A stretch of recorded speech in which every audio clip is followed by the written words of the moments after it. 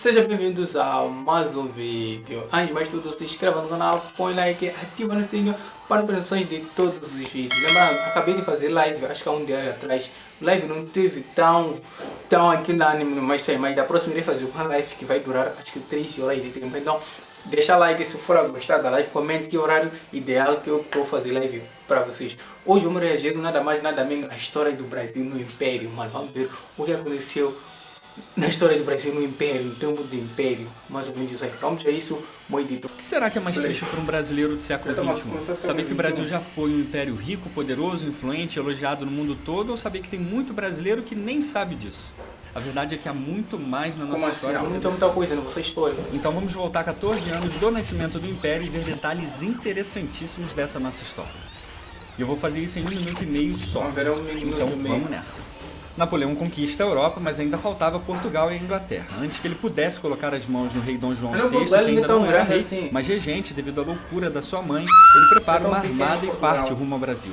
Enquanto houvesse rei, ainda haveria esperança para Portugal. Napoleão fica a ver navios, daí a expressão ficar a ver navios, embora ninguém mais fale isso. E em 1808 a família real chega no Brasil. Agora Portugal é Brasil, Brasil é Portugal. Até o nome ficou profissional. Reino Unido de Portugal, Brasil e Algarves. Sim, agora o Brasil era a sede de um poderoso reino transatlântico. A família real traz tudo de moderno para o Brasil. A imprensa, o primeiro banco, a primeira universidade, a biblioteca real, os portos brasileiros agora fazem seu próprio comércio.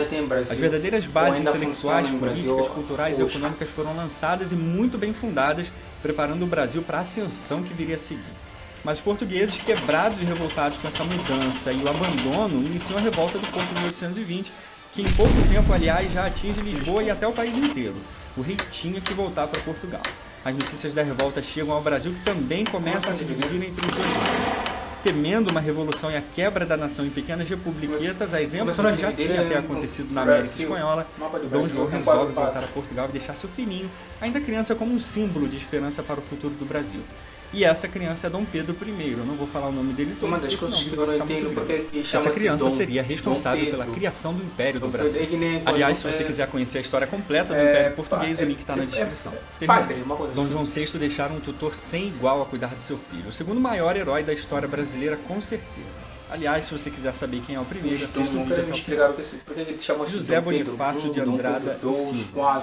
Com a sua orientação perita e para preservar a unidade brasileira que já estava à beira do colapso, Pedro resolve ficar no Brasil e cortar definitivamente os laços com Portugal e declarar então a independência do Brasil em 1822.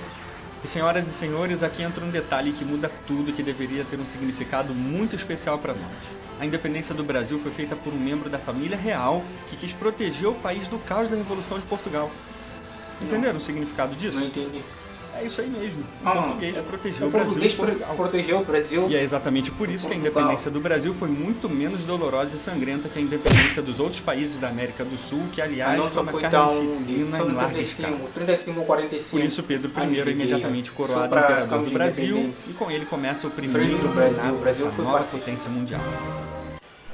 Agora o país era independente, tinha um imperador, só que estava dividido também entre patriotas e portugueses insatisfeitos com a decisão de Pedro. Para conter essas revoltas por todo o país, Dom Pedro I começa o fortalecimento do exército, em especial a marinha, que já estava enfraquecida na época. Depois de muitas batalhas sangrentas, como as batalhas de Pirajá e o cerco de Montevidéu, por exemplo, as revoltas são controladas por volta de 1825. Milhares de pessoas perderam suas vidas nesse processo. Mesmo depois de tantas conquistas importantes, Pedro I começa a sua série de cagadas. Um pulador de cerca profissional, ele começa a se envolver em um monte de escândalos, em especial com Domitila, que foi nomeada Marquesa de Santos por ele próprio, mesmo tendo uma fiel e sábia esposa ao seu lado, a Dona Leopoldina. Sua força política começa a enfraquecer naturalmente, embora sob constantes avisos de Bonifácio. Ele chega até a dissolver uma Assembleia Constituinte que foi liderada pelo próprio Bonifácio, que queria organizar a nova política. Mas apesar disso tudo, a Constituição do Império é feita em 1824 com fortes aspectos liberais e moderadores. Só que com a Guerra da Cisplatina, o Uruguai conquista a independência do Brasil e o reinado de Pedro I entra em colapso. Sem nenhum tipo de apoio político, ele decide renunciar e retornar a Portugal em 1831. E lá, ele volta a agir como verdadeiro imperador e monarca. Ele decide enfrentar o seu irmão, que já havia tomado o poder, e consegue uma vitória decisiva na guerra civil mais sangrenta da história de Portugal, restaurando a monarquia através de sua filha Maria II. Mas antes de Pedro I falecer, ele deixa seu filho sob os cuidados de ninguém menos que José Bonifácio. Pedro II ainda era uma criança, então ele não podia assumir o trono. Enquanto isso, os liberais assumem o poder e começam a designar presidentes de província, estimulando ainda mais a ruptura com o Império. Em várias partes do Brasil começam a surgir movimentos separatistas, como a República Juliana, a República Rio-Grandense e a República Baiense, ocasionando guerras civis em várias partes do país. Os liberais acabam saindo do poder e os conservadores voltam. Com o Império começando então a se quebrar, tanto os liberais quanto os conservadores concordam que Pedro precisava ser emancipado. Esse ato ficou conhecido como golpe da maioridade, o que é uma inverdade, uma mentira, uma falsidade descarada. O povo aprova, o Congresso aprova e o próprio Pedro aprova. Pedro II, então, se torna o imperador do Brasil com 15 anos em 1840. E aqui que os nomes não mudavam, tudo tinha que começar com Pedro II. Para colocar um pouco de juízo na cabeça de Pedrinho II, eles logo providenciam uma esposa para ele, a princesa Teresa Cristina, lá da Sicília. Desse lindo casamento nasce a mulher mais amada da história do Brasil. Amada, o que ela fez de especial? Agora o Brasil volta a funcionar e está em paz, mas só o Sul continua fazendo barulho com a Revolução Farroupilha. E aí o gênio Duque de Caxias resolve a situação com diplomacia e acaba com 10 anos de conflitos na região, com o Tratado de Poncho Verde. Logo em seguida, o imperador institui um regime parlamentar, onde tanto liberais quanto conservadores tinham poder moderador por meio do presidente do Conselho de Ministros, que seria como um atual primeiro-ministro. Essa estratégia política colocou o Brasil em uma posição muito respeitada no cenário mundial, tudo sob a liderança do seu novo imperador. Agora, o Brasil tinha um monarca 100% brasileiro. Monarca é o presidente. Diferente do seu pai casca-grossa e pulador de cerca, Dom Pedro II falava 17 idiomas, estudou medicina, direito, linguística, pintura, antropologia, geografia, geologia, estudos religiosos, filosofia, escultura, teatro, música, química, poesia, tecnologia e ainda era fotógrafo. Resumindo, ele foi o primeiro nerd da história do Brasil. Mas aí chega a Guerra do Paraguai e de intelectual, Dom Pedro II se torna um soldado. O voluntário da pátria número 1 para ser preciso. Na batalha, 15 mil brasileiros com 5 mil argentinos e uruguaios derrotam 85 mil paraguaios.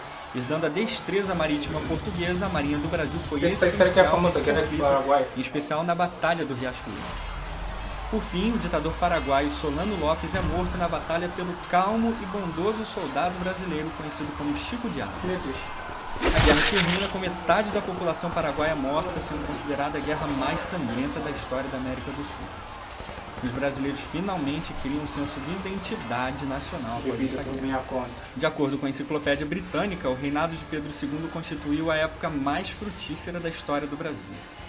O prestígio e o progresso da nação se deu principalmente pelo reinado esclarecido do imperador, que sempre foi simples, modesto e democrático também. Além disso, o investimento privado começa a crescer muito sob a figura de Barão de Mauá, o maior empresário da história do país. O Brasil começa a ser uma mistura aí de um governo imperial sólido e aberto ao mesmo tempo à iniciativa privada.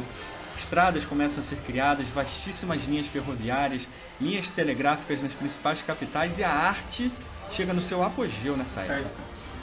A população cresceu de 4 milhões para 14 milhões e o valor das exportações aumentaram em 1.400%. Mas é com a igreja que Pedro II começa a falhar.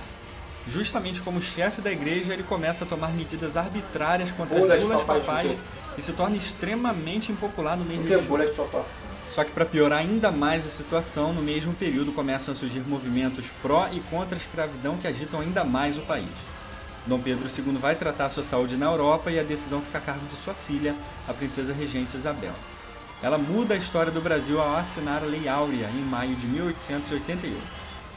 Só que por mais importante que essa decisão seja para a nossa história, ela desagrada muitos poderosos com aspirações positivistas e republicanas que aproveitam essas inquietações para deslanchar um golpe que destruiria séculos de esforço e progresso.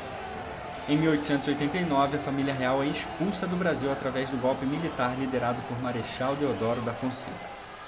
O imperador morre 2 anos após o golpe em Paris, ainda com a terra do Brasil ao seu lado, a ser despejada sobre seu caixão.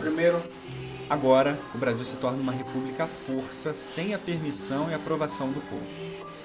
O Império do Brasil chega a um fim brutal e com ele o período mais próspero e frutífero da história da nação. Muito obrigado por vir, deixe sua opinião sobre o vídeo, se inscreva para mais Impérios AD. Olha, boa história do Brasil, uma das histórias que eu acharia que é muito boa do Brasil.